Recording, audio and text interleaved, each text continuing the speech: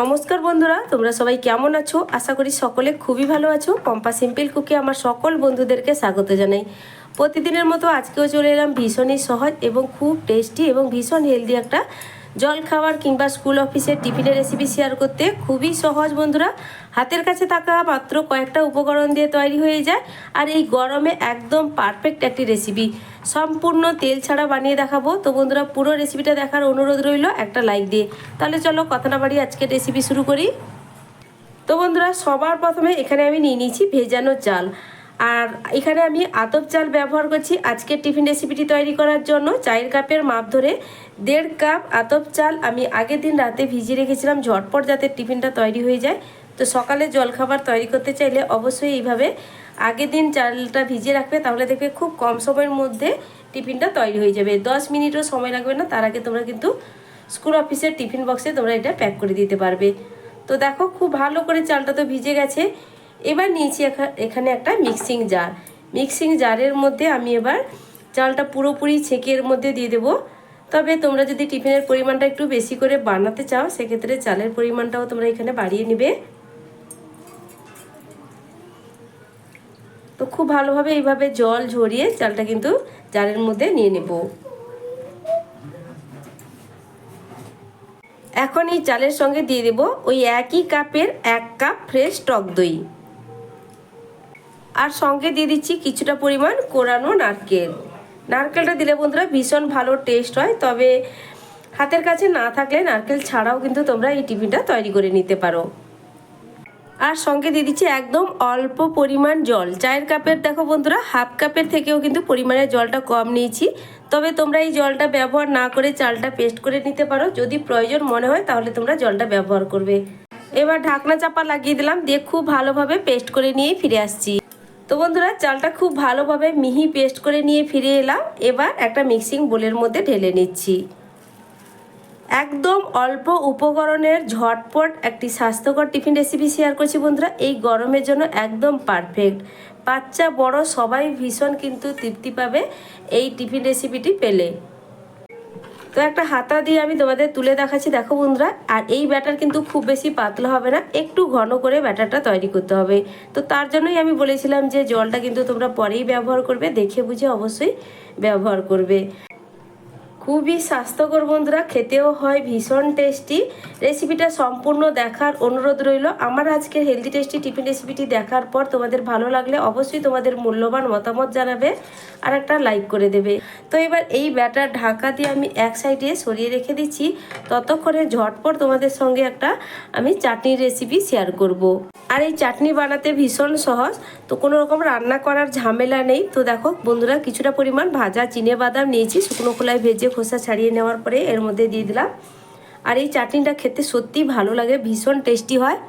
কিছুটা পরিমাণ কোরানো নারকেল, ঝালের জন্য একটা কাঁচা লঙ্কা, আর নিয়েছি এখানে ছোট ছোট একদম স্লাইস করে কেটে রাখা আদা 3 টুকরো। তো লঙ্কাটাকে একটু দেখো বন্ধুরা এইভাবে ভেঙে এর মধ্যে দিয়ে দিলাম।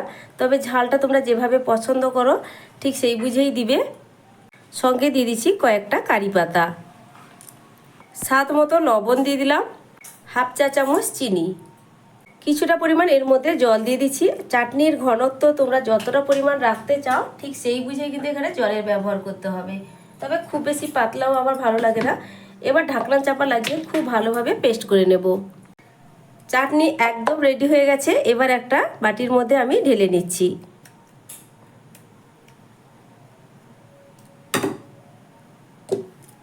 তো বন্ধুরা, এখানে চাটনি একদম রেডি হয়ে গেছে। তোমরা কিন্তু একটু কালো সর্ষে কারি পাতা দিয়ে তড়কা লাগিয়ে নিতে পারো। তবে আমি কিন্তু আজকে আর কোনো রকম তড়কা লাগাচ্ছি না। তড়কা ছাড়াও কিন্তু বন্ধুরা এই চাটনিটা খেতে বেশ ভালো লাগে। যেমন ইডলি, ধোসা, রুটি, পরোটা সব কিছুর সঙ্গেই কিন্তু দারুণ লাগে। আর ঝটপট কিন্তু রান্না করা ছাড়াই এই চাটনি রেডি হয়ে যায়। দেখতেও যেমন সুন্দর, খেতে ভীষণ টেস্টি। তবে যাই হোক, এই চাটনি আমি এক সাইডে সরিয়ে রাখছি। তোমাদের সঙ্গে ঝটপট আমি এবার টিফিনটা বানিয়ে দেখাবো। এখন টিফিনের জন্য যে চালের ব্যাটার এক সাইডে সরিয়ে রেখেছিলাম, এবার দিয়ে দিচ্ছি এর মধ্যে স্বাদ মতো লবণ। লবণ দেওয়ার পর প্রথমে খুব ভালো করে মিশিয়ে নেব।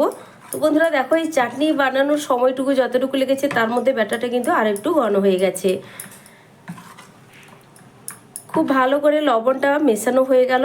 এবার আমি সব শেষ উপকরণ এর মধ্যে দিয়ে দেব। তো বন্ধুরা এখানে আমি নিয়েছি ইনো পাউডার। ইনো পাউডার কিন্তু একটা প্যাকেটের পুরোটাই দেবো না, আমি কিন্তু এখানে অর্ধেক পরিমাণ ব্যবহার করছি। তবে ইনো পাউডার হাতের কাছে না থাকলে তোমরা এখানে বেকিং পাউডার ব্যবহার করতে পারো, চা চামচের হাফ চামচ। তো দেখো আমি কিন্তু অর্ধেক পরিমাণ দিয়েছি আর অর্ধেক পরিমাণ কিন্তু এখানে রেখে দিচ্ছি। ইনো পাউডার অ্যাক্টিভ করার জন্য 1 চা চামচ দিয়ে দিচ্ছি এর মধ্যে জল। বাস এবার খুব ভালোভাবে মিশিয়ে নিলেই কিন্তু ব্যাটার একদম রেডি।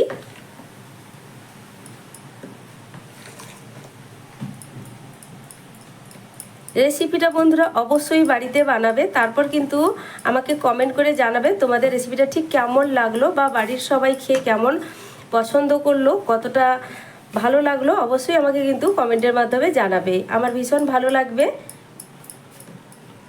আমার চ্যানেলে নতুন বন্ধু হয়ে থাকলে বন্ধুরা রেসিপিটা সম্পূর্ণ দেখো, আর আমার চ্যানেলটাও ঘুরে দেখার অনুরোধ রইল। আমার চ্যানেলে তোমরা পেয়ে যাবে নিত্য নতুন সহজ সহজ হাতের কাছে থাকা উপকরণ দিয়ে প্রায় সময় আমি টিফিন স্ন্যাক্স জাতীয় রেসিপিগুলো শেয়ার করি। আশা করছি বন্ধুরা রেসিপিগুলো দেখলে তোমরা খুব সহজেই বাড়িতে অল্প উপকরণে বানিয়ে নিতে পারবে, আর স্কুল অফিসে টিফিনের জন্য ঝটপটও বানিয়ে নিতে পারবে। তো বন্ধুরা রেসিপিগুলো আমার যদি ভালো লাগে তাহলে চ্যানেলটি সাবস্ক্রাইব করে রাখতে পারো এইভাবে সহজ সহজ রেসিপি পাওয়ার জন্য। আর সাবস্ক্রাইব করলে পাশে থাকা বেল আইকনটা অবশ্যই প্রেস করে রাখবে, নতুন ভিডিও ছাড়ার সাথে সাথেই নোটিফিকেশান তোমাদের কাছে পৌঁছে যাবে। তো এখন দেখো খুব ভালো করে কিন্তু ব্যাটার তৈরি হয়ে গেছে, ইনো পাউডার ভালো করে মেশানো হয়ে গেছে। এবার ঝটপট কথা না বাড়িয়ে রেসিপিটা কিন্তু আমি বানিয়ে দেখাবো। এবার গ্যাসে একটা ফ্রাইং প্যান বসিয়ে দিয়েছি, আর ফ্রাইং প্যানটা এখন মিডিয়াম গরমও হয়ে গেছে বন্ধুরা। এবার গ্যাসের ফ্লেমটা একটু মিডিয়াম টু লোয়ের মাঝখানে করে দিলাম। এবার ব্যাটার যে তৈরি করে রেখেছিলাম ভালো করে একটু ওপর নিচে মিশিয়ে নেব, তারপরে এখানে কিছুটা পরিমাণ ব্যাটার দিয়ে দেব।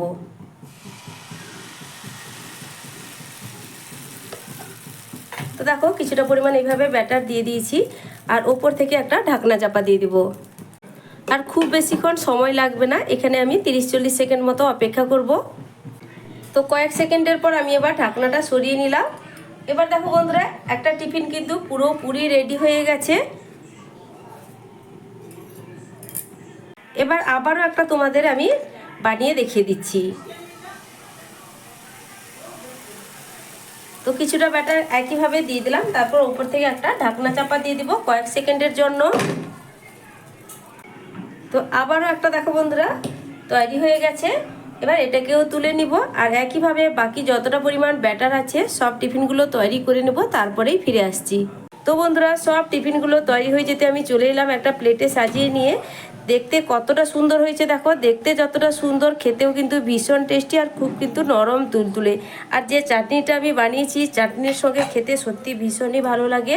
অবশ্যই বাড়িতে বানিয়ে খেয়ে দেখবে, তারপর কিন্তু বন্ধুরা আমাকে কমেন্ট করে জানাবে তোমাদের ঠিক কেমন লাগলো, বা বাড়িতে বানানোর পর বাড়ির সবাই খেয়ে কতটা পছন্দ করেছে। তো আজকের মতো আসছি বন্ধুরা, ফিরে আসবো নতুন এক রেসিপি নিয়ে। তোমরা সকলে ভালো থেকো, সুস্থ থেকো। আর এতক্ষণ পর্যন্ত আমার রেসিপিটা ধৈর্য সহকারে দেখার জন্য অসংখ্য অসংখ্য ধন্যবাদ আমার সকল বন্ধুদেরকে।